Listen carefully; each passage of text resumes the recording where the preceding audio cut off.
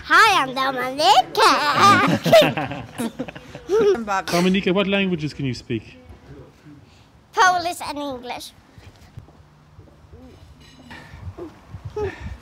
Teraz powiedz, gdzie byłaś na wakacjach z mamą? Miśka, gdzie byłaś na wakacjach z mamą? Nie wiem. Ich denke an einen Dinosaurier. Haben wir gesehen.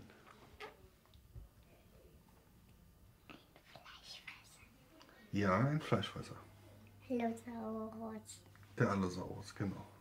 Der halbe, der da steht. Ne? Zgadłaś. Hej, brawo. Okay. What animal was it? What animal was it? Allosaurus. You don't know? What does it look like? Does it have wings? No. What, It's eating meat. From little dinosaurs. Little dinosaurs he eats. What shape is it? It's round. Is it a circle? It's like a circle, but it's all around the circle. Teraz mnie się spytaj. Czy to księżyc? It's a bit like... Yeah. Nie, to nie księżyc. Możesz się nie bawić i podrzucać, a jak pęknie, to wybuchnie. Balon? Yeah! A po angielsku jak będzie? How do you say it in English? Balloon. Yeah. Well done. Very good. Yeah, my family was purely German speaking, and the approach to languages was pretty reluctant. I grew up in a Polish-speaking family, just Polish, so only one language. We're unusual in that neither of us were Irish speakers. We both speak mostly Arabic with her, but I tend to speak French with her. Between us, it'll be a mix of Arabic and a little bit of English. My mother tongue is Polish. I studied other languages, but much later. And my husband is English. My son is Irish. Well, for me it's very important because Oli can communicate with my family in Poland.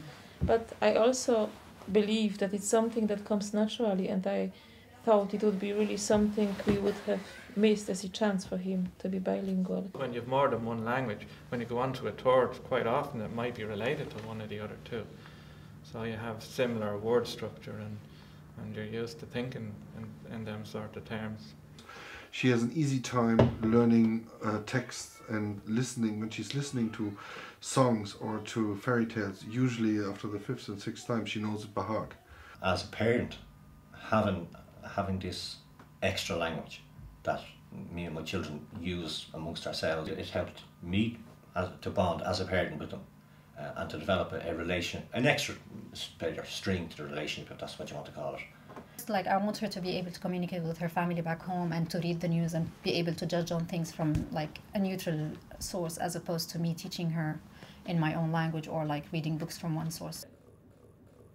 The obvious benefit is that they they make active use of two languages rather than one language, which gives them a much broader expressive range. That's an obvious benefit.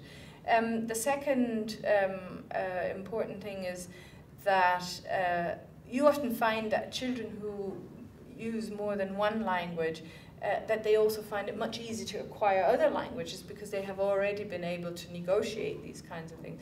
And a lot of tests from testing the achievement of bilingual children in school, they often find that bilingual children actually do better than monolingual children because they, at a very early age, they usually start expanding their conceptual capacities. The famous story that's told of, you show a brick to a monolingual and they'll say, you'll use it to build something. It's a brick. And you show it to someone who's bilingual and they'll say, well, you could make a shelf, it could be a weapon, you could throw it. That they have this ability to look at things from different points of view because they have so many words frequently to describe the same thing.